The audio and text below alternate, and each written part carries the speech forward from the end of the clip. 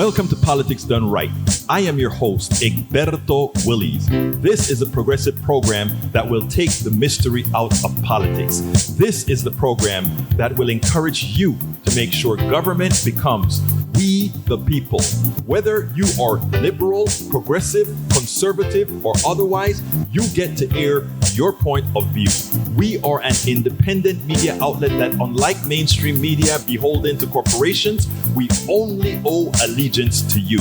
Remember, you can also send me a tweet at EGBERTOWILLIES.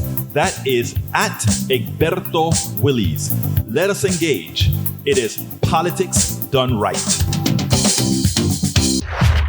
Welcome to Politics Done Right from the studios of KPFT 90.1 FM, Houston, your community radio station. We have a great program for you today.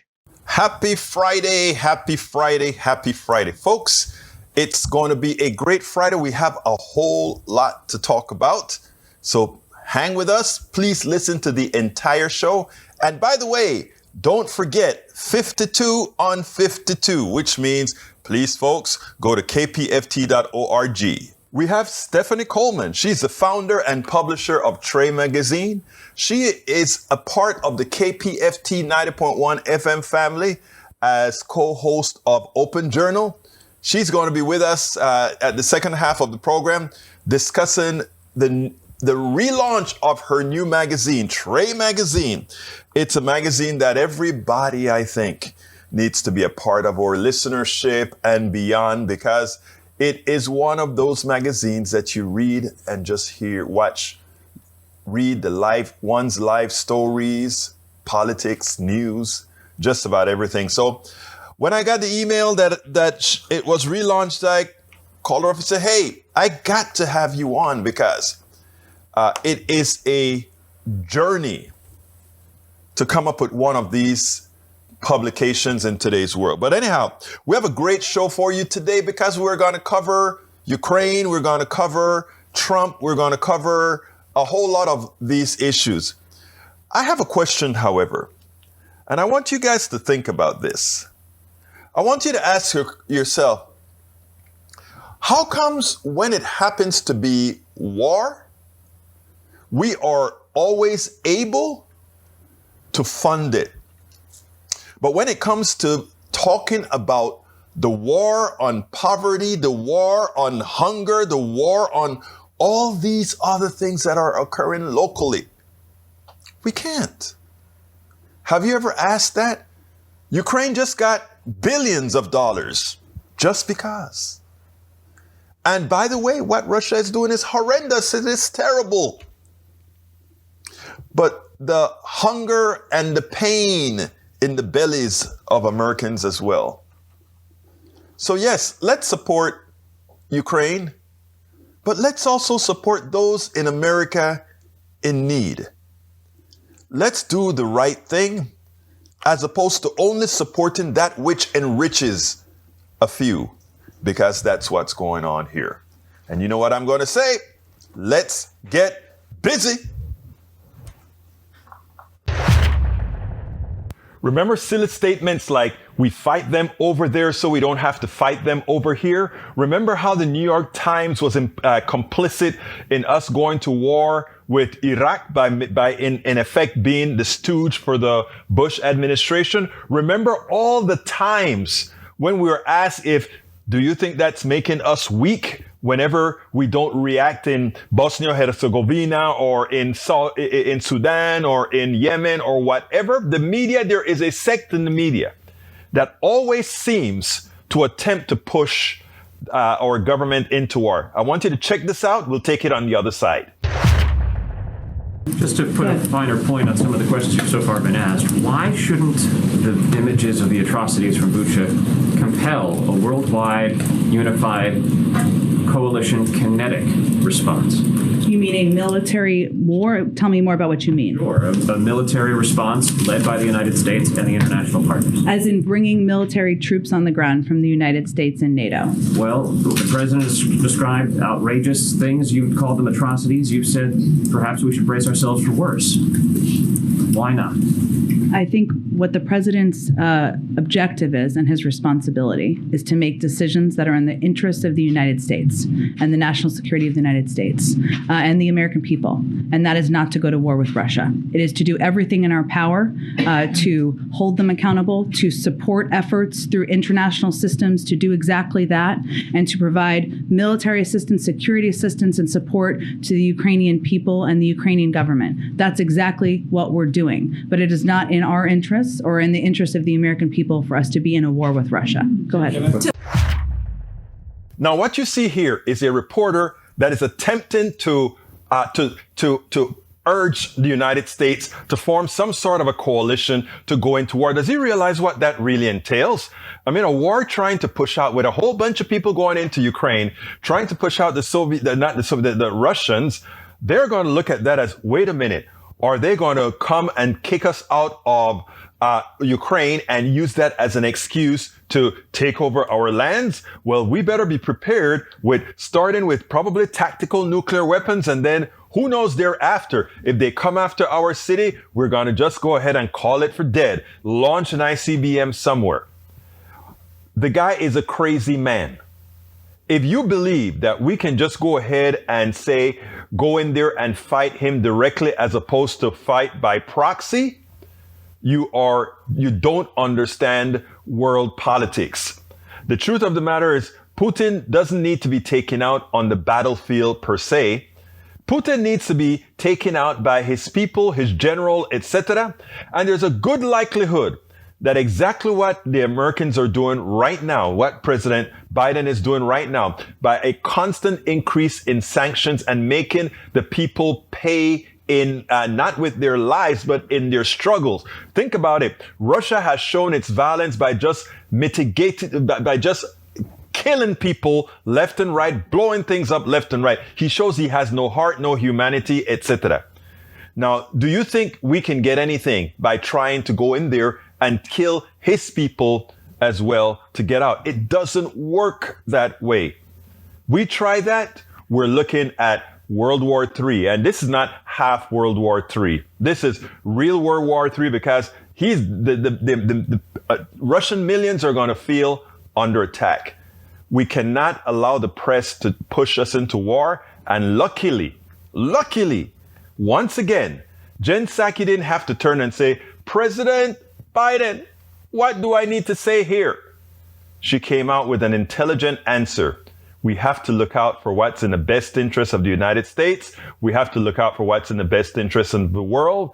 And just willy-nilly throwing a whole other several armies into Ukraine is nothing more than a declaration of World War III. I don't think that is what we want. Watch how Senator Warner came down hard on Donald Trump, aided by Chuck Todd in this particular segment. I think it is important for us to start doing this more often. You know, earlier on, I don't remember if you guys remember in 2015, etc.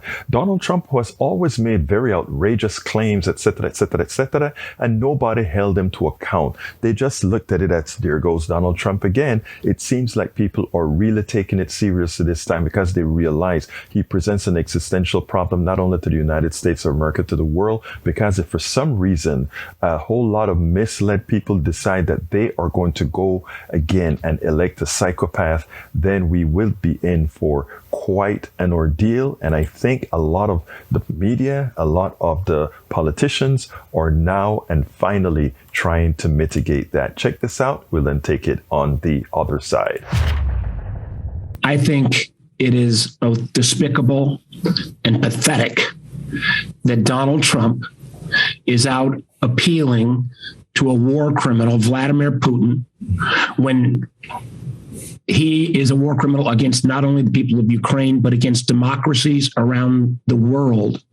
His behavior is despicable and, again, pathetic. This is the same Donald Trump. And I remember when we brought together countries who'd been attacked by Russia in misinformation, and we all gathered in Washington on the very day that Donald Trump met with Vladimir Putin in 2018 in Helsinki and was a total lapdog to Putin and basically sided with Putin over all of our American intelligence agencies. And it's the same Donald Trump that basically would not provide Ukraine with defensive weapons for years because he wanted to extract a political promise from Zelensky to help him on his to get dirt on Biden. So, anyone that is defending Trump's recent activities of appealing to Putin, I don't know where you get off on that. And I just my blood boils when I think about what Trump has done and a pattern that has continued literally for years. Senator, I'm going to stay on this topic a minute, and I'll get you. I want to stay on this topic a minute. Do you think it's been a mistake to overly censor Donald Trump and the stuff he's been saying? Earlier this week, he also came out and admitted that, I don't like NATO much. Even now, where you just sit here and it was just, hit me like a ton of bricks. This is the most effective NATO's looked in a decade or more. And to just also trash NATO, a former U.S. president doing it over the last literally the last 96 hours, deplatforming him has sort of protected the public, right? Allows people to say, hey, no one cares about it. Because I understand people have compartmentalized him. There's this idea that he could be incendiary. But sometimes this is what happens when you try to censor. If you try to censor even the good stuff and you think it's a good idea, are we inadvertently de-escalating the threat that he really presents? Yep. Chuck, it's a very fair question. And I got to tell you, NATO a year ago when Biden came in was broken. And the ability to put this coalition back together again in a united way, when you've got the Germans actually paying their fair share and taking on Nord Stream 2, that took work. And I don't know the answer to the question. I don't want Trump out there being able to violate the very standards of Twitter or Facebook. And I think they need some standards. Mm-hmm. And clearly we're not silencing him. He has an outlet on some of these far right wing media where he's speaking to people that believe this garbage. But when when the Ukrainian people are literally, as I believe, not just fighting for their freedom, but they are fighting on behalf of democracies across the world. And you got a former president of the United States, once again, kowtowing to Putin and asking for political dirt and undermining NATO. I never thought I'd see this behavior, and how you regulate or deal with that. Yeah. I wish I had a better answer for you. I don't. I don't know. There's a lot of people in this country that are rightly outraged about a former German chancellor playing footsie with Putin. It's outrageous when a former German chancellor does it, and that's outrageous when a former U.S. president does it. It is outrageous, outrageous, whoever does it. And you know what? It is great to see that both the senator and the host is actually calling out Donald Trump for the treasonous behavior that he's displaying, for the lack of patriotism, it is amazing that we can sit back and have this guy here. There should be something one should be able to do about what he's doing, because again, it is a clear and present danger, but we'll see what happens going forward. We'll see what happens in the future. But, for the Senator Warner and for Chuck Todd really addressing Donald Trump head on, I think it's a good thing for a change. The oil companies went to Congress and they were testifying. I think they actually did it over Zoom. But, they have no control over pricing is what they say. They say that the market dictates the prices of oil, etc., etc., etc. The one thing they forget to tell you is that they make the market, right? The other thing that they forget to tell you is that with the windfall that's coming into them, they could supposedly invest that into making sure things don't get where they are today. One of the reasons I have always been for the nationalization of certain parts of our economy is that you cannot trust that vital parts of your economy dependent on people filling their pockets with money can ever be run efficiently for the people and not for the corporation, the shareholders. Again, Milton Friedman said it. The sole purpose of the corporation is to enrich the shareholders. And therefore, when it comes to things like critical things of need, we should not depend on the benevolence of those who run corporations or those who own corporations to expect that goodness, that we would get anything other than they will take as much as they can from us. And that's the reason why certain parts of our economy, healthcare, energy, and other parts need not be within the profit domain. But I want you to listen to this piece. Stephanie Rule kind of exposed them. Let's go ahead and listen to this, and then we'll go ahead and take it on the other side.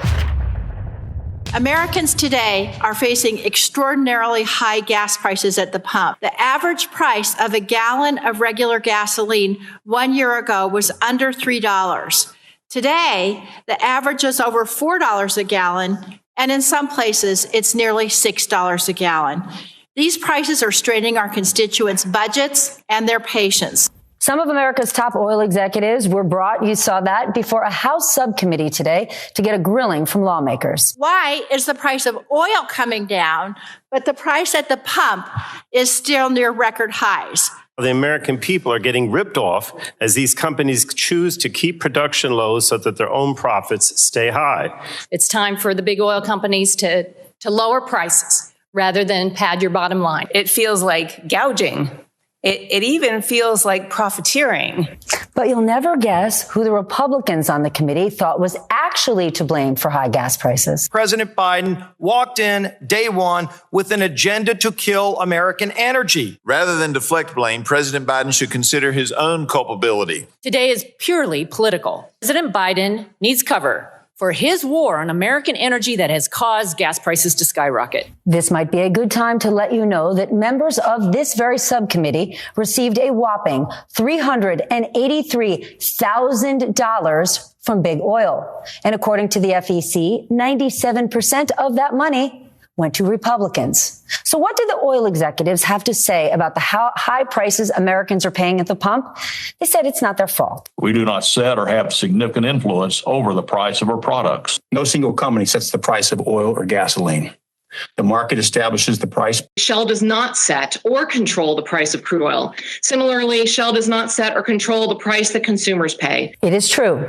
They do not set the price of oil. And it is also true that during the height of COVID, when oil prices dropped, so did their profits. But as oil prices have gone up, last year they made more money than they have in 8 years. And since the start of this year, they're expected to make even more.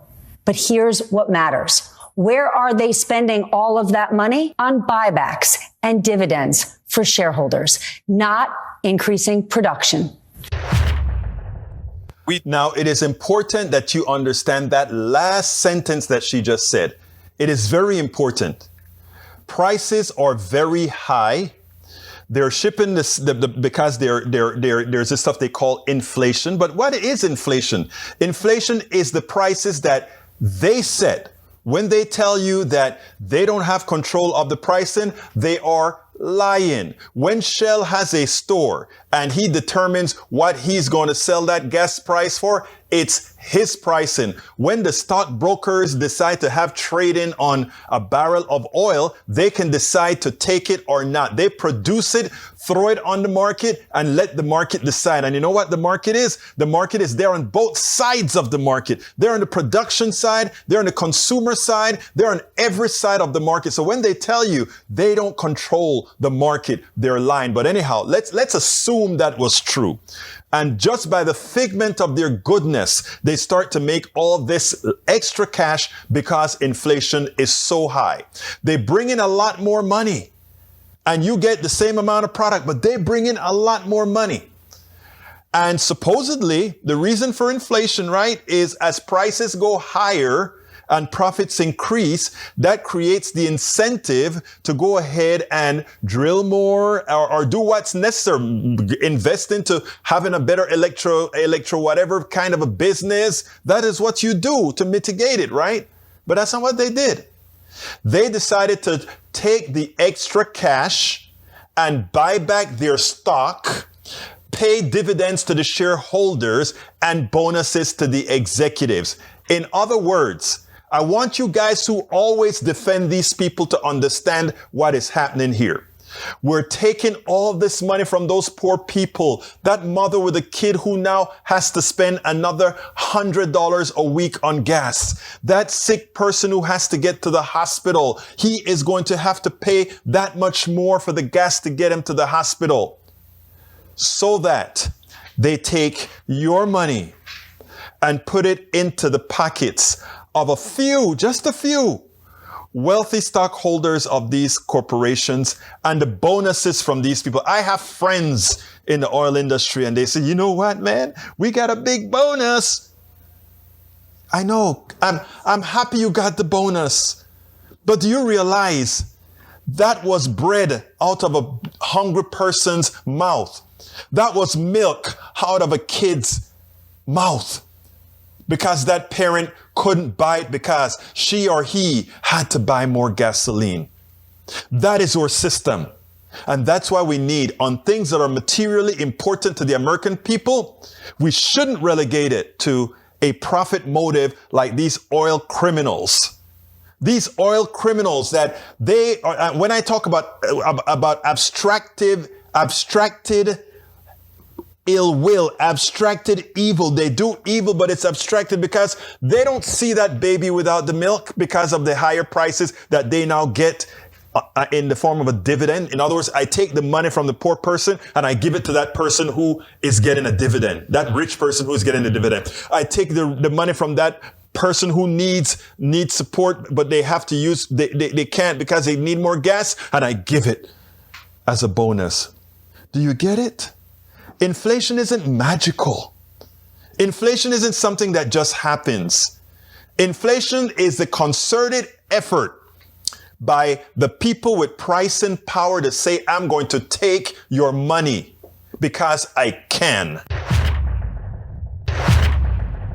You know, for the longest time, Chuck Todd seemed to have had a problem when he brought Republican senators on or other Trump sycophants on to really get busy and take care of really querying them appropriately. Well, you know, he has changed over the last several months, actually several years, and very often now, because I think they understand the existential nature of what's really going on in our society today, they're really putting the pressure on those who continue to support the sycophants. I want you to listen to this, and then we'll go ahead and take it on the other side, because it is quite prescient. I'm sorry, it comes across as almost a bit unpatriotic to ask literally the enemy of the free world right now for propaganda for a political opponent. I mean, it just seemed like a horrendous thing to do by the former president, no? Chuck, here's the reality. If Hunter Biden's name was Donald Trump Jr., Eric Trump, you guys would be treating the war in Ukraine like it was a Boy Scout camp gone bad. Senator, that is the laziest attack. This is not about the media. Honest. It doesn't matter about the media. Is it the right thing to do for the former president of the United States to ask an enemy of the free world to do this?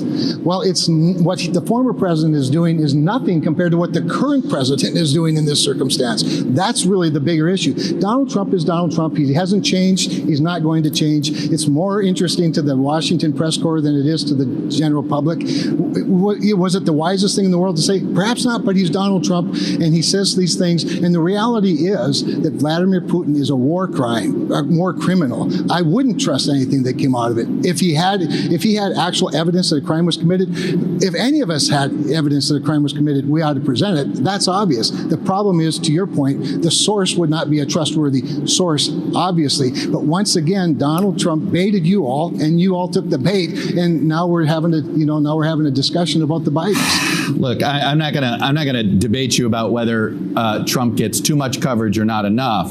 right? But he is the leader of your party, sir. At the end of the day, whether you like it or not, he's the leader of your party. Are you comfortable with the leader of your party playing footsie with Vladimir Putin? Well, here's what I know. Playing footsie with Vladimir Putin, the evidence that has come out of the recent investigation shows that there's evidence that Democrats fed information into the White House to plant false evidence that he colluded with the president. Does that make You're what never Donald interested in Trump those do? things. How does that make what Donald Trump is doing somehow better? Well, first of all, it doesn't necessarily make it better, but he's a former president. We have a current president who's called for regime changes in Russia. That's dangerous. We have a current president who says that sanctions are never intended or would never deter Vladimir Putin. We're all going, why did we issue sanctions then? And so, no, I'm way more concerned, and I think the American people are, with the current president and his behavior and the really the lack of scrutiny of it compared to a former president who has a long history of saying sort of outrageous things, whether seriously or not seriously, and being taken way, way, way too seriously, frankly, by a press corps that's all too anxious to jump on an interesting personality, to say the least. But I might also add, Chuck, that when Donald Trump was president, Russia didn't invade Ukraine. Russia's invaded Ukraine only when the Bidens have either been vice president or president. So, I kind of like that style of leadership. And by the way, he brought the price of oil and gas down by unleashing American innovation and energy. Again, look, rationalize on that stuff. That's a political argument. That's fair. Again, working with the enemy seems to be a bridge too far. Senator Kevin Cramer, Republican from North Dakota. Appreciate you coming on. Working with the enemy seems like a bridge too far. Working with the enemy. And then he goes ahead and he said, that is lazy thinking, Senator. I mean, when you see a Chuck Todd comes out and really digs into a senator like that, when normally we remember the days when he was usually very casual with any Republican that showed up onto his program, he always tried to, I wouldn't say appease, but always try to find the false equivalence that we all know is never there. It is great to see that maybe they're noticing that they were a part of the problem that created what Donald Trump was. And in so doing now, they're making sure to be a lot more, not even handed, but truthful, and also calling out that which needs to be called out. In this case, I got to say again, Chuck Todd, good job.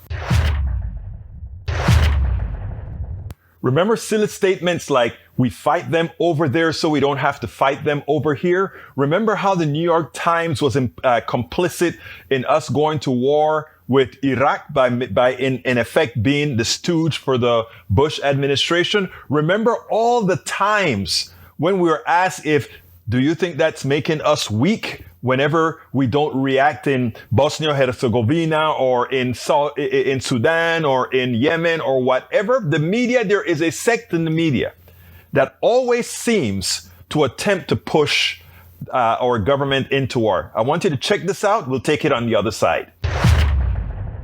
Just to put a finer point on some of the questions you've so far been asked, why shouldn't the images of the atrocities from Bucha compel a worldwide, unified, coalition kinetic response? You mean a military war? Tell me more about what you mean. Sure, a military response led by the United States and the international partners. As in bringing military troops on the ground from the United States and NATO. Well, the president has described outrageous things. You've called them atrocities. You've said perhaps we should brace ourselves for worse.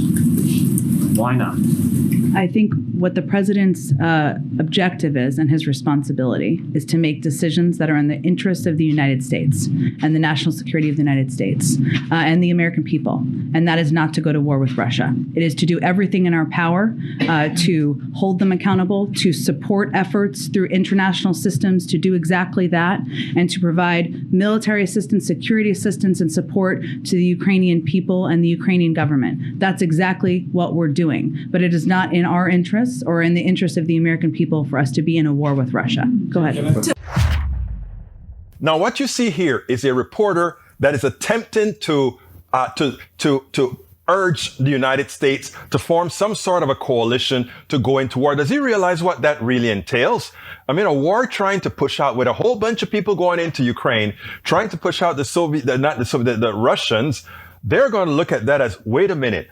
Are they going to come and kick us out of Ukraine and use that as an excuse to take over our lands? Well, we better be prepared starting with probably tactical nuclear weapons, and then who knows thereafter. If they come after our city, we're going to just go ahead and call it for dead. Launch an ICBM somewhere. The guy is a crazy man. If you believe that we can just go ahead and say, go in there and fight him directly as opposed to fight by proxy, you don't understand world politics. The truth of the matter is Putin doesn't need to be taken out on the battlefield per se. Putin needs to be taken out by his people, his general, etc. And there's a good likelihood that exactly what the Americans are doing right now, what President Biden is doing right now, by a constant increase in sanctions and making the people pay in not with their lives, but in their struggles. Think about it. Russia has shown its violence by just by just killing people left and right, blowing things up left and right. He shows he has no heart, no humanity, etc. Now, do you think we can get anything by trying to go in there and kill his people as well to get out? It doesn't work that way. We try that, we're looking at World War III, and this is not half World War III. This is real World War III, because the Russian millions are going to feel under attack. We cannot allow the press to push us into war. And luckily, once again, Jen Psaki didn't have to turn and say, President Biden, what do I need to say here? She came out with an intelligent answer. We have to look out for what's in the best interest of the United States. We have to look out for what's in the best interest of the world. And just willy-nilly throwing a whole other several armies into Ukraine is nothing more than a declaration of World War III. I don't think that is what we want. Are you ready for a KPFT special event? I hope you are, because guess what we're having? An evening with Amy Goodman of Democracy Now! Amy Goodman is an American journalist, columnist, and author best known as the co-founder and host of that show we all love, Democracy Now!, the War and Peace Report. She's a liberal progressive daily news program produced in New York City. It's syndicated on the radio and television in the United States and broadcast on the internet. So on Thursday, April 14th, 2022, between 7 and 8:30, she's going to have an evening with her. And participating will be Stephanie Wells, who is the Pacifica Executive Director, as well as Dr. Robert Franklin, who is our KPFT General Manager. So please sign up. Register on the Zoom ID 850-4015-1036, or just go to kpft.org to get more information and click on that link to register. Today, we are honored to have with us Stephanie Coleman. Stephanie Coleman is the publisher of Tre Magazine. It is the definitive voice of the community. While the magazine was born out of Third Ward, Houston, it is national in scope. Stephanie is also the co-host of KPFT 90.1 FM Houston's program Open Journal. KPFT, indeed. For all of you know, it's a Pacifica Network station. Stephanie, thank you so kind of for being on Politics Done Right. Egberto, it's always an honor and a pleasure. Glad to be here. Well, look, man, let me tell you, I got a copy of your magazine several months ago when you used to distribute it in paper. And I mean, you worked that magazine like nobody else. There is her magazine, Tre. And I remember bringing it on to KPFT and looking at them like, wow, it was so well done. And it wasn't just about social. It had just about every subject. Why don't you tell us a little bit about the foundation of your magazine and where do we go with it? Oh, well, I appreciate the opportunity to meet you again. I miss you since we don't have our sort of shared space anymore. And real excited to be with your listeners.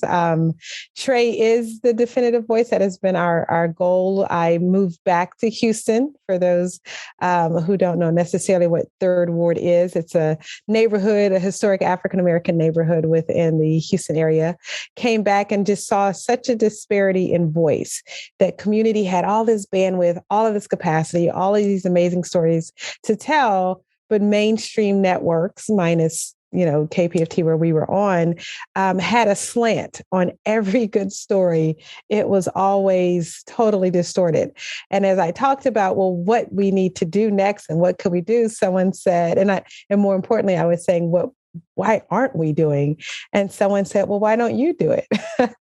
So out of that was born, put your money where your mouth is and put together something that really is as inclusive as I would hope. And so with that, every story is politics, government, money, lifestyle, culture. We've had writers as young as 7 and as old as 82. Allowing people who have bandwidth and capacity to connect. We are a microcosm of bigger issues.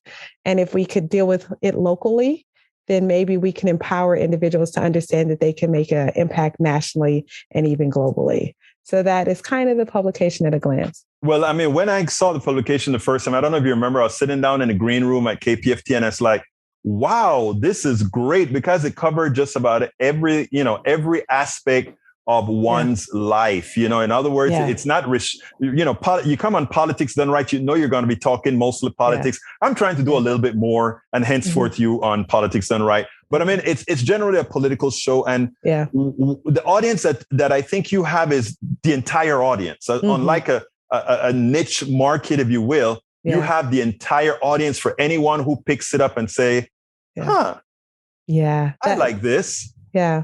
How difficult was it to put together?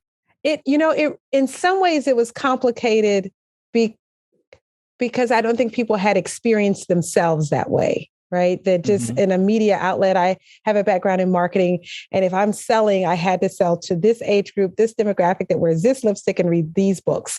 And we had been used to being so segmented. And so I think the hardest part was convincing people that you are as well-rounded as you are, although you had not seen yourself reflected that way. On the other side, it was easy because that's how diverse you are. That's how diverse I am. That's how diverse people are. We have hobbies. We speak multiple languages. We have passports that take us to different places. We've eaten different food. Our view and lens with which we experience politics is based on this sort of dynamic nature of who we are. So on that level, I was really speaking to people who I knew on a daily basis, people who play the piano or who like jazz or who have a guitar, right? That we are very diverse. It was interesting. I was on a radio show when we first started and the person it was funny because, you need some movement radio and he became real silent and I was new to radio. So I had nothing to help with this dead air. And he was like, these people are wonderful. I mean, I know some of them. Where did you get them from? And I said, they're you. He was so taken aback that he could relate to the people. He was even familiar with some of them personally, but he had just never seen so many perspectives of them so positive without a catch in one publication. It was their story. It was their story. Given the same elegance and proper bandwidth and no hook to destroy their character at the end, or that they became this way out of some glitch and they're a rare find of a talent. And just being very true to who we are as humanity that happens to tan at a different rate and have a different historical perspective because of that was refreshing. So it was both hard and easy, but allowing people, which is why it was named the Tre, which is the sort of nickname for the neighborhood, Third Ward, the Tre. I didn't know that, Yes. Yeah. So there's a fifth word that they call the nickel, and that's the Tre. Oh, okay. So that when the people owned it and they said, no, this is not an external energy. This is us telling our story and connecting to the world from our point of view. And the ownership of community on it has really surpassed anything I imagined. And it has lasted longer than I expected, because even when I say this is, I need sleep, I can't do this, the people say, oh, that's okay, I have a story. Oh, you need a picture? Okay, I have pictures. And where have you been? And we need it back. And how can I help? And it's really I'm a steward for it, but it's much greater than I expected. What I love that you said, right, is you said you realized that there was a need for a magazine like this, not only locally, but one that can be viewed, can see your environment nationally and internationally. Yeah. Mm-hmm. And then you said nobody was doing it. So you know what? It was like, well, I guess I better do it. Yeah. I think, but that's an important way of thinking that we are not led to think. And I think it's one of the reasons the society is in the state that it is in. Yeah. That a lot of us don't sit down and say, well, if somebody's not doing it, I'm going to do it. We relegate it to the billionaires. Yeah. Somehow too often we think they are more than they are, when individually we are all good at doing what we want to do when we decide to go do it. Your thoughts? Yeah. Well, it's interesting. I hope that one day I can find this image, but sort of early in this process, I saw there was like a picture of a sort of food bank, sort of in this sort of desert area. And there were two men leaned at like 45-degree angle, holding this door open. And the camera was on top of this wall. Egberto, there had to be hundreds of women and children on the other side, just pushing. But in their mind, they were going against this massive force. And I was like, these two people have held back the will of the people on sheer will. And if they would just unite as individuals and push collectively, there would have been no stopping them. But they were able to hold back hundreds of people because they had, like you said, entrusted that the machine was greater than their capacity. And they just kind of have to hope and wait and kind of go through it. So I do think it is important for us to reclaim our responsibility, but it's work. And as much as it is to suffer from the results of what they have chosen for our fate, which I don't know why we have grown to think that it would be in their best interest to choose what's in our best interest for their fate. We do have to collect our responsibilities. And I think I connect with you, you connect with others, and hopefully that can inspire a kind of collective push. And, I really love that. I mean, and I'm going to steal that and use that as well, because here you talk about just two holding back. And in effect, that is what we have with society today, isn't it? Yeah. There's so much that we can do, and we allow a few to put that wrench in the gears, right? Yeah. Yeah. And even if we can see it, we still say, oh my gosh, can you believe they put the wrench in the gear? And it's like, I can, but can you believe we let them, and we sat there and we allowed it, and we continue to allow it, and we voted back in, and we turn our head after we voted back in because we have social media things to do. I don't know what the math is and why we become so entertained instead of responsible, but we definitely can do better. Let me tell you, Stephanie, and I think it starts with, telling these stories. In fact, when I got, I don't think I've spoken to you in a few months. And I got the email with the relaunch. Was it a relaunch, right? Relaunch. Yes. Of the magazine. Yes. And then I clicked on it. I was like, wow. And then I'm like, Tre's back. Actually, I didn't know Tre was gone, but I'm like, Tre's back, And I'm looking at it, and it's like, wow, this is nicer. Now you have it on. Are you still doing the hard copy? Is it? Yes. Now? Yes, it's the hard copy. But, as we're evolving in media and storytelling and the weight of growth, right? It's one thing when we're just doing paper. It's one thing when we're just doing radio. It's another thing when we're doing social. But we're at this cusp of a new behavior.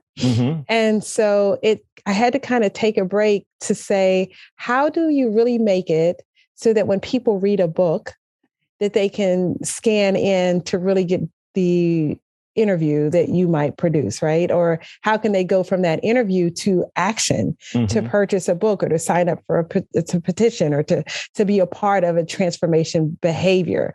Because the magazine by itself, I think, becomes a docile behavior, right? Like we try and end all of our stories with, and now your next step is, even if it's just to think about what your next step is.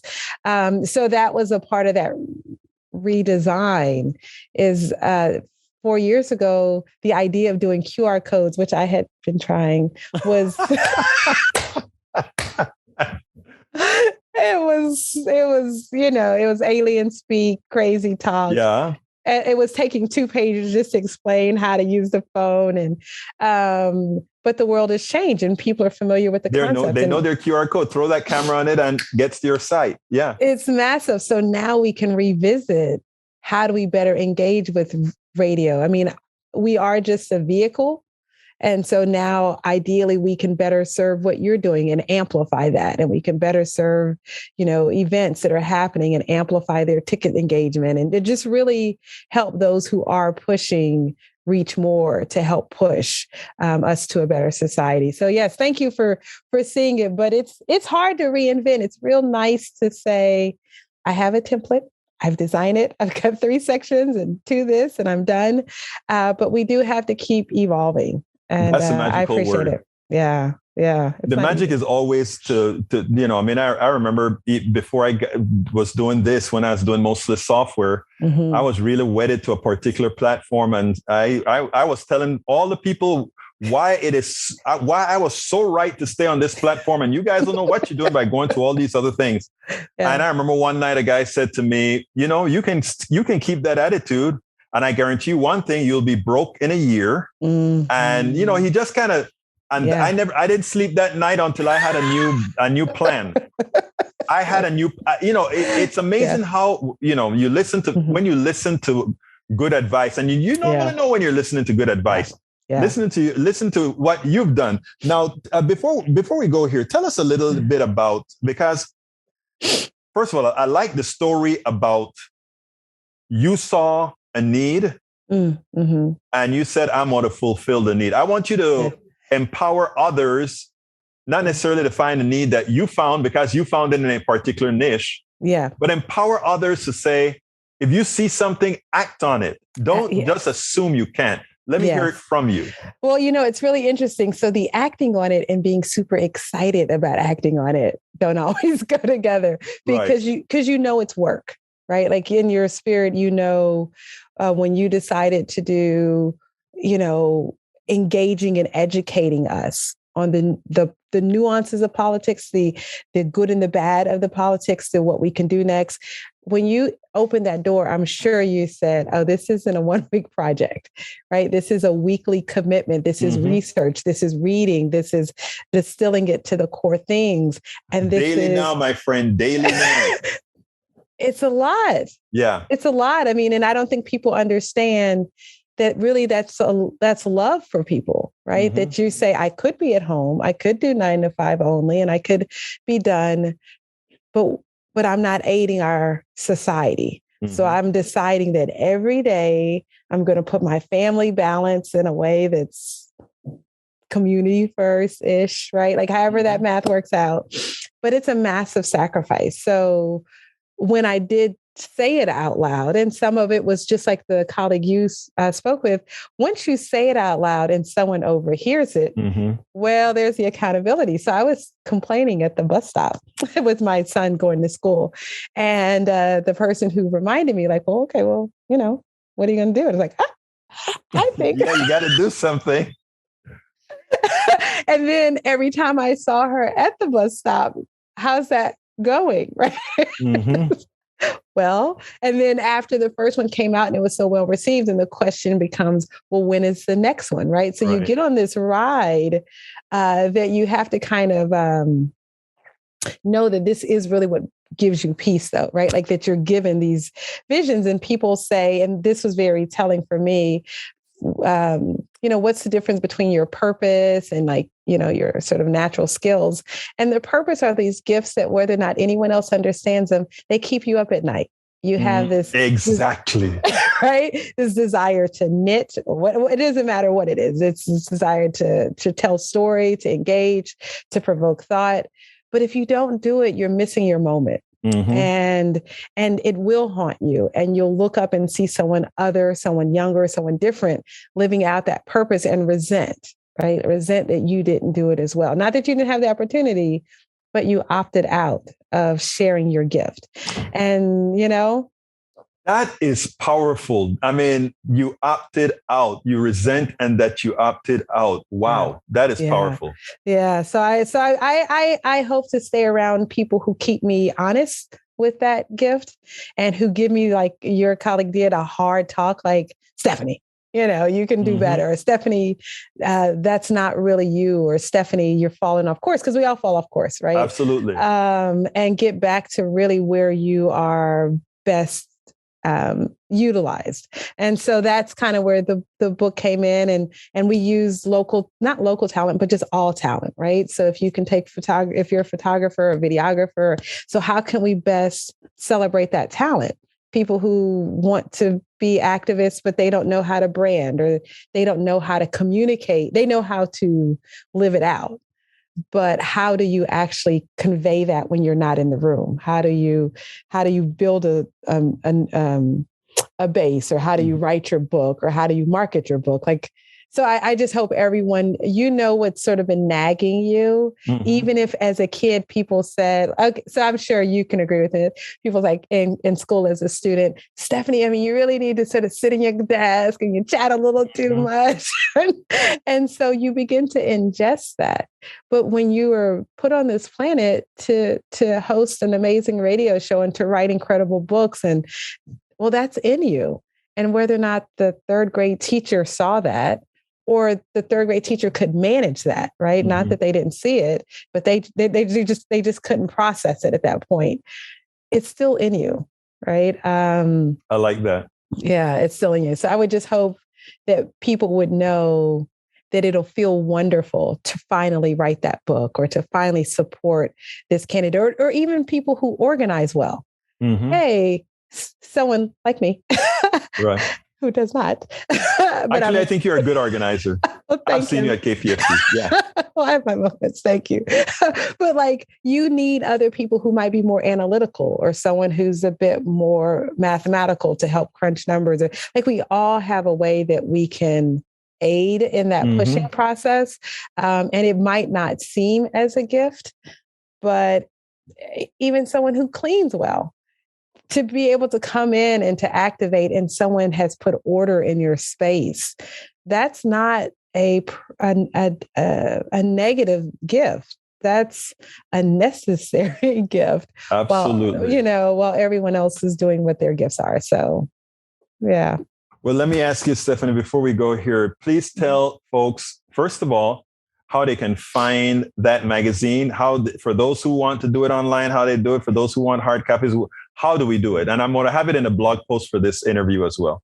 Wonderful. Well, it's thetremag.com, and it's under the featured publication for this month. So that way you can see the new one, but all the other ones. We are at the Tre Mag on Facebook, Twitter, and Instagram. I'm really hoping, and I'm going to say this on air, I've always sort of chase you down, said somehow we have to find a way to fuse this. And with what you're doing, and I've always just felt like that's the voice, that if I can figure out how to weave this in to where we can do that together. But ideally, by the next time our paths cross, we can really have synergy around our platforms. I think it would just be excellent. And I think people really I learn a lot from listening to your show, and I'm driven to do in a way, and I can read through the noise better. It's like, that was this, But let me tell you, I am always open for synergy all the time. And like I tell our audience all the time, we're open books here. And not only that, but we are people, we're people. We want to engage folk and all that good stuff. So you gave us the link to your magazine. Yeah. I have to put you on the spot. However, every single interview, if you listen to some of them, I asked the last question. What would you have liked me to ask you that I didn't? Well, I don't think there's anything else that I'd have a good answer for, but But what you didn't ask, which is good, is sort of what is on the horizon, because I don't quite know what comes next. But growth and how we can grow better is really what I would hope. You didn't ask that I'd have a better answer for when next comes. I think that's a good enough answer. Stephanie Coleman is the publisher of Tre Magazine. It is the definitive voice of the community. Thank you so kindly for having been on Politics Done Right. I love your show. Keep up the great work. You can listen and or watch Politics Done Right Mondays through Fridays on Facebook Live at facebook.com/politicsdoneright or on YouTube Live at politicsdoneright.com/YouTube. Please do not forget to follow me on Twitter for updates. My Twitter handle is @Egberto Willies, @EGBERTOWILLIES. But don't you forget, listen to us live on air at KPFT 90.1 FM on Thursdays at noon and at Fridays at 11 a.m. all Central Time. Please get one of my several books out there. As I see it, Class Warfare, the only resort to right-wing doom, for a contribution of $120. It's worth it. How to talk to your right-wing relatives, friends, and neighbors for a contribution of $120. How to make America utopia, take away the economy from those who rigged it, for a pledge of $120. Get any 2 of those books for $200, any 3 of those books for $250. The contributions for my books go directly to support our station, KPFT 90.1 FM.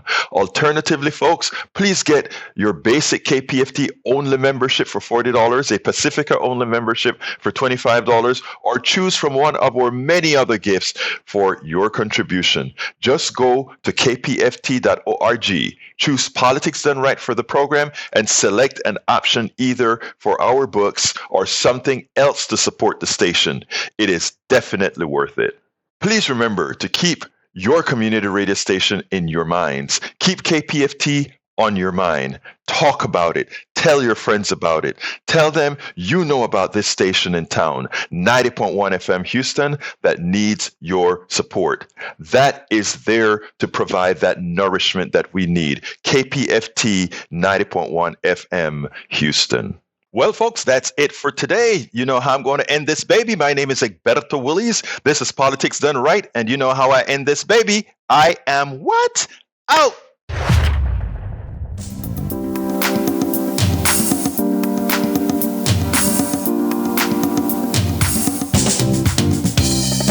Welcome to Politics Done Right. I am your host, Egberto Willies. This is a progressive program that will take the mystery out of politics. This is the program that will encourage you to make sure government becomes we the people. Whether you are liberal, progressive, conservative, or otherwise, you get to air your point of view.